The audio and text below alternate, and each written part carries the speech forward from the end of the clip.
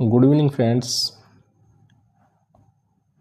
आज हम पढ़ेंगे एक्टिव से पैसिव वॉइस बनाना। हमारा यूट्यूब चैनल है इजी स्टडी विद महेश, दूसरा चैनल है teaching with Mahesh.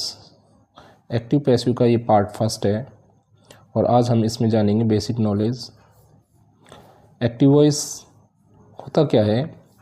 Active voice होता है जब कोई कार्य कर्ता के अनुसार किया जाए या कर्ता का स्थान प्रमुख हो तो उसे एक्टिव या कृतवाच्य कहते हैं। Means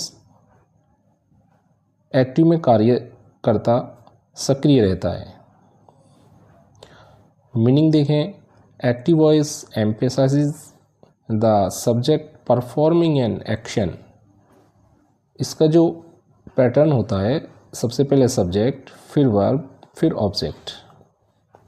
for example, Ram reads a book, Sita कुक्स food. ये दोनों ही सेंटेंस एक्टिव वॉइस के हैं। यहाँ एक किताब को पढ़ने वाला राम जो कि सक्रिय है, फूड को पकाने वाली सीता जो कि सीता सेंटेंस में सक्रिय है। अर्थात जिस वाक्य में कर्ता सक्रिय हो एक्टिव का टेंस कहलाता है। पैसिव वॉइस क्रमवाच्य बोलते हैं पैसिव वॉइस को। पैसिव वॉइस में जो कर्ता होता है वो निष्क्रिय होता है और जो मेन भूमिका निभाता है वो ऑब्जेक्ट निभाता है, और साथ में जो मेन वर्ब होती है वो अपनी भूमिका निभाती है। Passive voice highlight the actions recipient और द एक्शन इटसेल्फ। जब किसी कार्य को करने में कर्ता निष्क्रिय हो, कर्म को कर्ता का स्थान दिया जाए और क्रिया पर जोर दिया जाए, पैसिव वॉइस कहलाता है। पैसिव वॉइस का जो पैटर्न होता है वो होता है, सबसे पहले हम सेंटेंस में से ऑब्जेक्ट को निकालते हैं। ऑब्जेक्ट के बाद be verb. Be verb means is, am, are, has, have, had, ये सारी की सारी बी वर्ब हैं। प्लस में भी 3 आती है। बाई लगाकर नाउन और प्रोनाउन आता है। फॉर एग्जाम्पल, जैसे कि दोनों वाक्य ऊपर दिए गए हैं वो एक्टिव के सेंटेंस हैं, हमने इनको पैसिव में कन्वर्ट किया है। ए बुक यहाँ पर ऑब्जेक्ट हो गया है। इज़ सिंगुलर है हमारा ऑब्जेक्ट, इसलिए हमने इज़ लगाया है। Red by Ram. V3 read की तीनों फॉर्म एक जैसी होती है। READ सेकेंड फॉर्म और READ थर्ड फॉर्म होती है। ये प्रेजेंट इंडेफिनेट टेंस का वाक्य है जिसमें वर्ब की फर्स्ट फॉर्म में एस या ES लगा हुआ है, और प्रेजेंट सिंपल टेंस की जो पैसिव वॉइस होती है उसकी जो क्रियाएं होती है उसमें is, am, are plus V3 होती है। सेकेंड सेंटेंस भी प्रेजेंट इंडेफिनेट टेंस का है और इसकी पैसिव वॉइस बनेगी फूड। यहाँ पर ऑब्जेक्ट है। फूड हमेशा सिंगुलर होता है। फूड वही present indefinite. Is helping verb आएगा। कुक की थर्ड फॉर्म हो जाती है कुक बाई सीता। बाई लगा के हम सब्जेक्ट को पैसिव कर देते हैं, मीन्स निष्क्रिय कर देते हैं। यहाँ ऊपर के वाक्य को पैसिव वॉइस बनाया गया है। ऑब्जेक्ट ए बुक है उसमें, और सेकंड सेंटेंस में ऑब्जेक्ट है जो फूड है। एक्टिव से पैसिव बनाने के रूल्स। मुख्य रूप से एक्टिव से पैसिव बनाने के 3 ही रूल है जो परिवर्तन है। वर्ब संबंधी या टेंस संबंधी, नाउन या प्रोनाउन संबंधी। नेक्स्ट,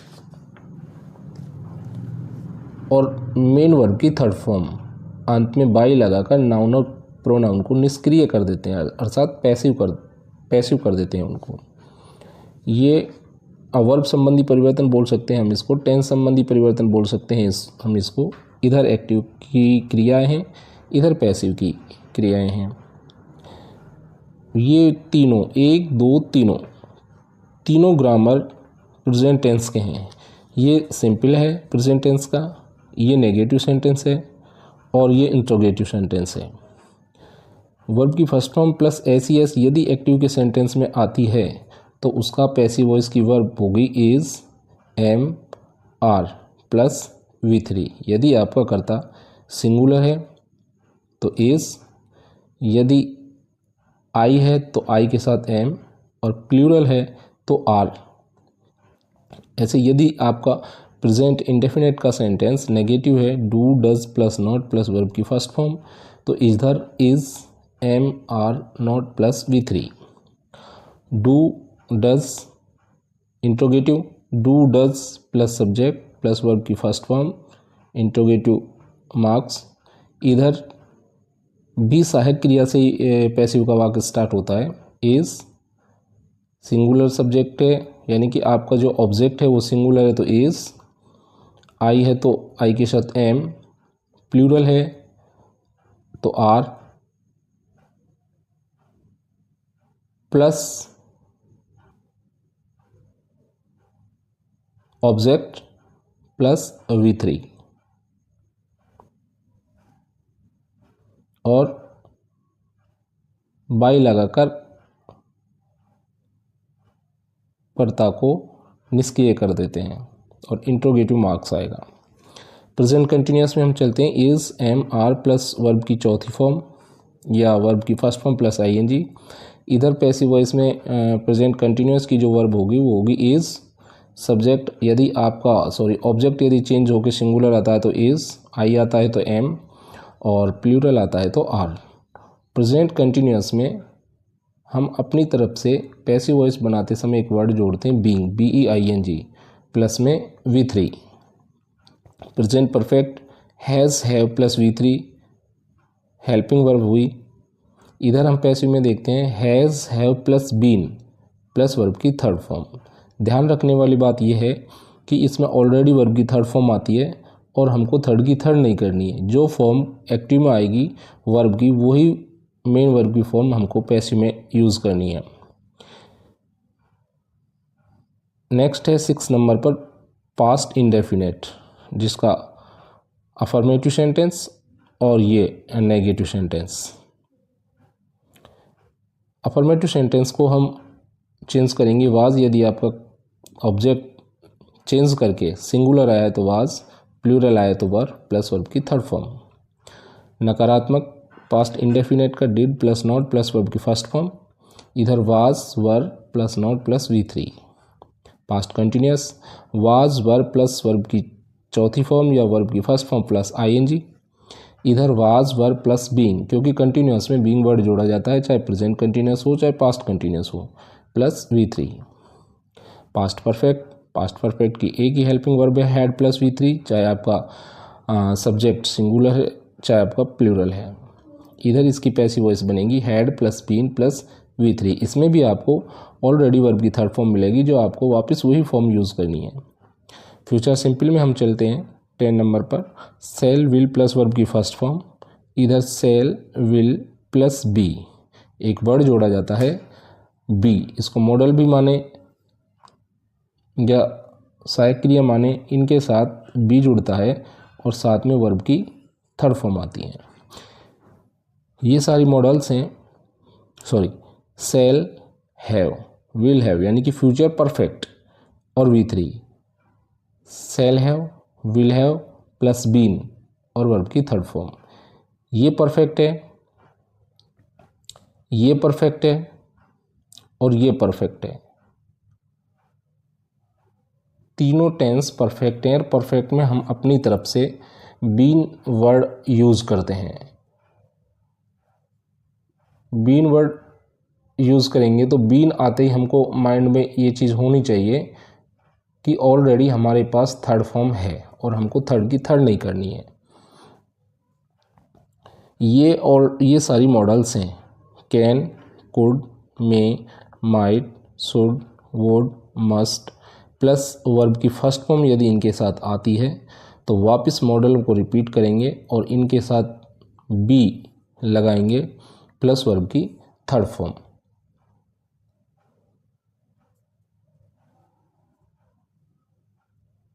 वर्ब की थर्ड फॉर्म इसमें यूज़ हो जाएगी। आगे देखते हैं। अब पैसिव वॉइस बात आती है कि पैसिव वॉइस टेंस के कितने भागों की बनाई जाती है। तो 12 भाग होते हैं टेंस के, और टेंस के 12 भाग में से 8 ही भागों की पैसिव वॉइस बनाई जाती है। जिन भागों की पैसिव वॉइस नहीं बनाई जाती है वो है प्रेजेंट परफेक्ट कंटिन्यूअस, प्रोग्रेसिव भी बोलते हैं, जिसकी हेल्पिंग वर्ब होती है has been, have been verb की चौथी फॉर्म जो कि कहीं भी इसमें यूज़ नहीं की गई है। Past perfect continuous, had been plus verb की चौथी form. Future continuous, shall be, will be verb की चौथी फॉर्म। और future perfect continuous, will have been, shall have been plus verb की चौथी फॉर्म। यानी कि 3 तो कंटिन्यूअस हो गया, और 3 तो परफेक्ट कंटिन्यूअस हो गया, 1 कंटिन्यूअस हो गया। आप पढ़ रहे हैं YouTube channel easy study with Mahesh, और हमारा दूसरा चैनल है टीचिंग विद महेश। बहुत ही इजी टॉपिक है जो हमने यूज़ किया है, इसको समझने में बड़ी आसानी होगी आपको। बहुत ही आसान तरीके से आपको समझाया जा रहा है, और इतना हार्ड नहीं होता है पैसिव वॉइस बनाना। सिर्फ हमको टेंस की नॉलेज होना बहुत ज़रूरी है। यदि हमें टेंस की नॉलेज है तो हम आसानी से पैसिव वॉइस सीख सकते हैं। दूसरा जो चेंजमेंट है वो है नाउन प्रोनाउन, संज्ञा सर्वनाम संबंधी प्रोनाउन, संज्ञा और सर्वनाम संबंधी परिवर्तन, एक्टिव वॉइस और पैसिव वॉइस। यदि एक्टिव में आपका सब्जेक्ट आई है तो पैसिव में बाई लगाकर मी हो जाता है। यू है तो यू का यू, वी का अस को ब्रैकेट लगाते हैं क्योंकि अनइम्पॉर्टेंट सब्जेक्ट में काउंट होता है। दे का देम, ये भी ब्रैकेट में होता है क्योंकि ये भी अनइम्पॉर्टेंट सब्जेक्ट है। चाहे तो आप बाई के बाद इनको आप यूज़ नहीं करें, और यदि यूज़ करते हैं तो आपको ब्रैकेट करना होगा। ही का हिम, सी का हर, इट का इट और नेम का नेम, ये सब्जेक्टिव केस हैं, ये ऑब्जेक्टिव केस हैं। पैसिव वॉइस बनाते समय क्रिया का थर्ड रूप यूज़ किया जाता है जिसको पास्ट पार्टिसिपल भी बोला जाता है।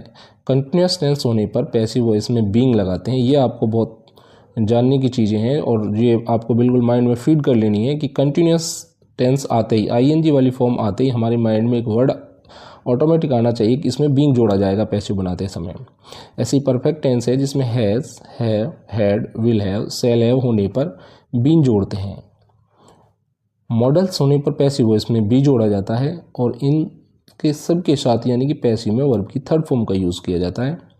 एक्टिव से पैसिव वॉइस बनाने का जो फॉर्मूला होता है वो ये होता है कि सबसे पहले हम जो भी हमको एक्टिव का सेंटेंस मिलता है उसमें सबसे पहले हम ऑब्जेक्ट छांटेंगे, ऑब्जेक्ट को निकालेंगे, और ऑब्जेक्ट को सर्च करने का एक सीधा सा तरीका है। जहां आपकी मेन वर्ब होगी, जस्ट सेंटेंस में मेन वर्ब के बाद आपको ऑब्जेक्ट मिलेगा, और वो ऑब्जेक्ट आपको सेंटेंस के स्टार्टिंग में लगाना होगा।